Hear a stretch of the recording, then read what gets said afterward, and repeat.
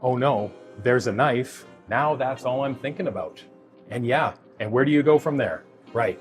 If I come into it from, I'm about to get hurt, right? How do I make the most of this, right? Now, I don't have to carry this through to anything, right? I have control of you. I can carry it through there. I can do a disarm. I can do whatever I need to do in that moment. Beautiful. But at the end of the day, I have to expect to get hurt. If you are in a empty hand versus a knife situation, the worst thing you can do is think that you're not going to get hurt. You will get hurt.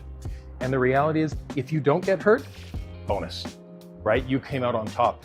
But the thing is, if I get stabbed once or I get stabbed 10 times, that's a huge difference, right? So if I can stack the cards in my favor by understanding how to minimize the damage, and that's where I'm walking into it. I'm trying to minimize the damage to me because I'm not coming in here with some pie in the sky idea of, oh, if you do this one thing, you're gonna be fine, because that is a lie. What's up, guys? I'm here with Dax Williams, and today we are going to be talking about demystifying Filipino martial arts. Now, Filipino martial arts is a wide range, tons of different practitioners, tons of different systems, but all boiled down to a simplistic fashion. It is using weapons and training with weapons in order to defend yourself. Dax, you see a lot of different styles. You've been in this how long in Filipino martial arts? 20 years through Filipino martial arts. Yeah.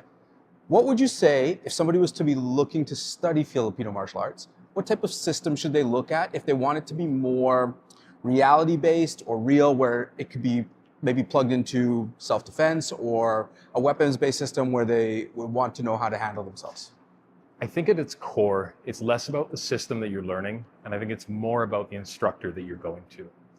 Is the instructor that you're going to spend an awful lot of time showing you what they can do, as opposed to things that are workable for you as an individual?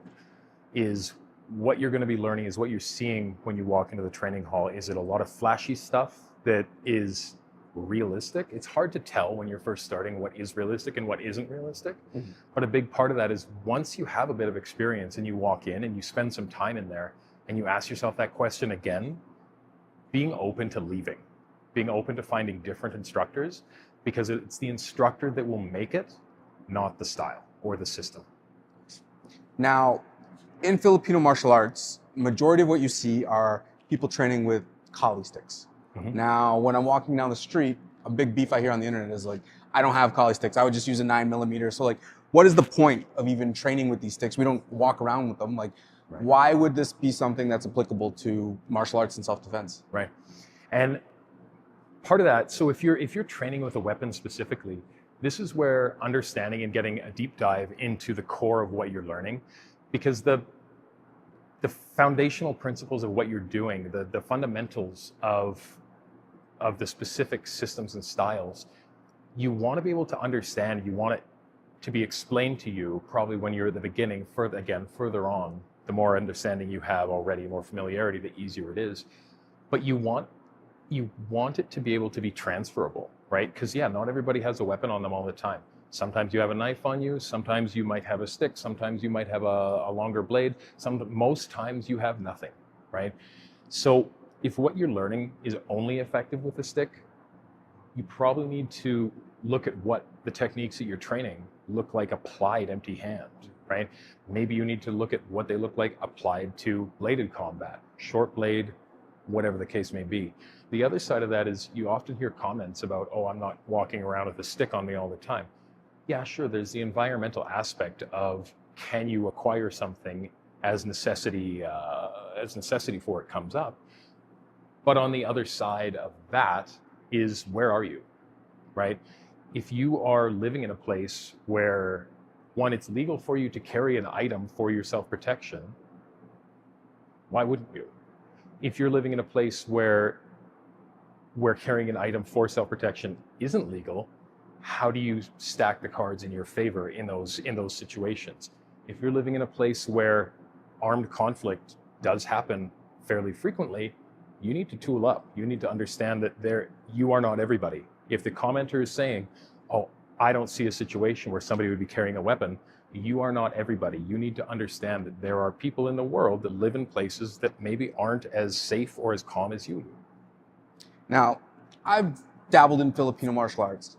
How can you know if this stuff works? Like, one thing that I really like that you've done is you broke it down into a simplistic matter. We were doing a video recently, and you're talking about quadrants.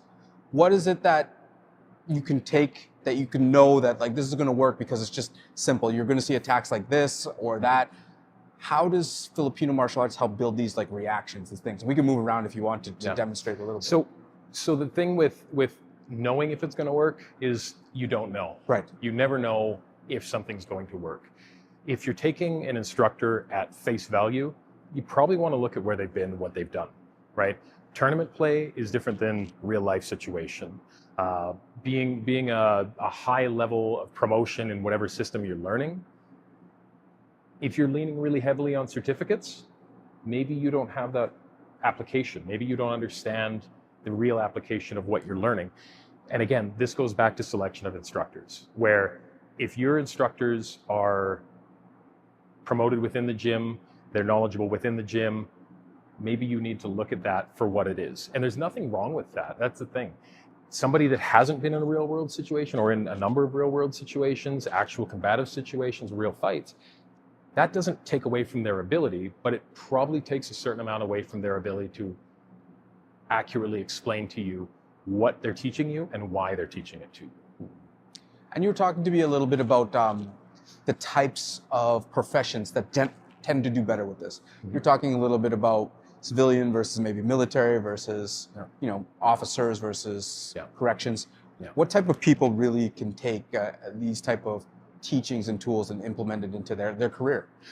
I think anybody that ends up in a scenario where it's a possibility should endeavor to make their own effort beyond what's provided to them. If you're in law enforcement, if you're in the military, you'll be provided with a certain amount of training, but oftentimes that training is limited to deniability of the employer, where if you're applying things at your job, if you're law enforcement and you have to every day come out with dynamic solutions for problems that are coming up day after day after day, it's on you. You need to be going and looking for the best sources of information, the best places, the best people that can provide that to you.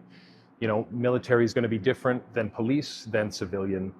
And that's the nature of the game, right? You're going to end up with people of all types that are going to come in and train.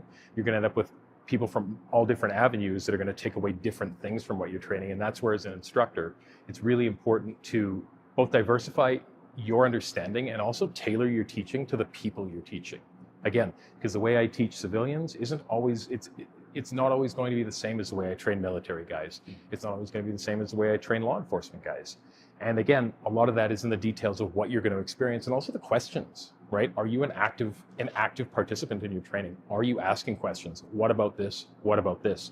Because your own experience in violence and in combat and in real life situations is going to massively affect the details that you get, right? If I don't understand where you've been, I can't come to you with any real explanation for why this maybe didn't work, or maybe this is what would have been more effective in the moment. And just because I want to selfishly ask what comes to the top of my mind, that I have your knowledge here, I'm going to ask it for the people watching as well too. One of the things that scares me the most is knife versus empty hand. Mm-hmm. And if we were to just go through some scenarios with that, like this is one of the scariest situations I would say that you would find yourself in. Yeah. You have nothing, I have a bladed weapon. Right. What is your methodology in dealing with like a situation? I pull this out, we're here, right. All of a sudden you see the blade exposed, right. And let's say you can't run because we're in a situation, it's that we're doing self-defense, right? Right. Yeah. Okay. And again, I mean, like you said, you can't run. Mm-hmm. Your first line of defense should always be, don't be there. Yes. Right. And barring not being there in a very macro sense, don't be there in a micro sense, right? When you attack, what should I do, right? If I'm not where you were and I can control your body, right? This is my best case scenario where, again, if I stay here in a state of shock, this is where it goes, right? If you come in and I come in here, I'm not where I was, right? So I'm not there in a macro sense, but I'm here in a micro sense. And again, if I have your body and I have control of it, right? My ability to adjust this as the situation dictates is massive, right? I very much feel that for unarmed versus a knife or something to that effect, if you can't get gone, get control, right? And so much of that is going to be, again, based in your fundamental principles, your body mechanics, and understanding how it works. Because again, a one from here and a one from here is going to be, you should be able to deal with those similarly, right? You shouldn't have to try and parse the differences because you have a fraction of a second to do something about it. So what you're doing and what you're applying should be very, very broad. So the last question I guess I would have is, it's worth training, because a lot of the time you see in the comment section, doesn't even make sense training knife defense because you're just going to get stabbed. Yeah. What's your theory? You will be. Yes. You absolutely will be stabbed. If you are in a empty hand versus a knife situation, the worst thing you can do is think that you're not going to get hurt. You will get hurt. And the reality is, if you don't get hurt, bonus, right? You came out on top. But the thing is, if I get stabbed once or I get stabbed 10 times, that's a huge difference, right? So if I can stack the cards in my favor by understanding how to minimize the damage, and that's where I'm walking into it. I'm trying to minimize the damage to me because I'm not coming in here with some pie in the sky idea of, oh, if you do this one thing, you're going to be fine. Because that is a lie. Expect to get hurt, expect to get cut. It's going to happen. And if you don't, good on you, right? But if you come into that situation, oh no, there's a knife. Now that's all I'm thinking about. And yeah, and where do you go from there? Right. If I come into it from, I'm about to get hurt, right? How do I make the most of this, right? Now, I don't have to carry this through to anything, right? I have control of you. I can carry it through there. I can do a disarm. I can do whatever I need to do in that moment. Beautiful. But at the end of the day, I have to expect to get hurt, right? Anything other than that, you're feeding yourself a lie. Oh, Dax, where could people find you if they want to get in touch and train with you? Oh God, email, really. What's your email? DaxLWilliams@gmail.com. Awesome. DaxLWilliams@gmail.com. If you like what he's saying, you like his instruction style, give him an email at daxlwilliams@gmail.com. Thanks for watching. This video today is brought to you by the Gen 2 phenolic collar sticks. Get yours at BuddhaBrothers.com. In a typical where you have like a non-natural material, you're going to have this rubbing partly because of you don't have a solid grip to get onto. Right. If you're training with rattan or anything to that effect, it works because it's not going to rub the same because you're going to have that varnish it removes where you hold it. Yeah. But the difference is when you have a good solid grip on the weapon, you don't have the movement inside your grip that when you have these, like, again, these cold steel ones or these other poly type materials that are going to, most of them bend, right? So your points where you're coming in and you're contacting your opponent's weapon, now your weapon's like bananaed up towards you and things aren't where they're supposed to be. You know, so the grips are going to make a huge difference in terms of your longevity in training. If you end up with blisters on the insides of your hands every time you're training with a non-natural material, you're always going to steer away from doing it because, oh, I can do 30 minutes, 40 minutes with that, and then my hand hurts so much I can't keep on going. So this is like perfect. It's a brilliant design.